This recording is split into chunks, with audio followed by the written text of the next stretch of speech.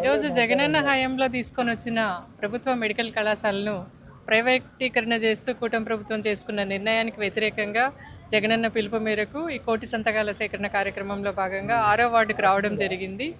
ప్రతి ఒక్కరు కూడా చీకొడుతూ ఉన్నారు ఈ నిర్ణయాన్ని. ఎందుకంటే పేద మధ్యతరగతి ప్రజలకు విద్యను వైద్యాన్ని దూరం చేస్తున్న చంద్రబాబు నాయుడికి తగిన గుణపాఠం చెప్పాలని చెప్పని అందరూ ఎదురు చూస్తూ ఉన్నారు.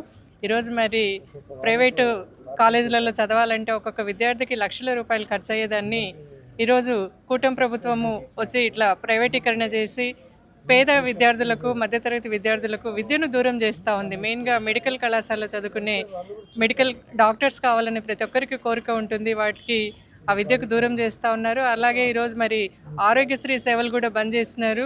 దానివల్ల కూడా హార్ట్ ఆపరేషన్స్ అయితేనేం కనీసము గర్భవతులు హాస్పిటల్కి వెళ్తే డెలివరీ ఖర్చులకు కూడా ఇవ్వకుండా వాళ్ళని కూడా చాలా ఇబ్బంది పెడతా ఉన్నారు. ఇది తగదు, నీతిమాలిన చర్య అని చెప్పని అందరం భావిస్తూ ఉన్నాము.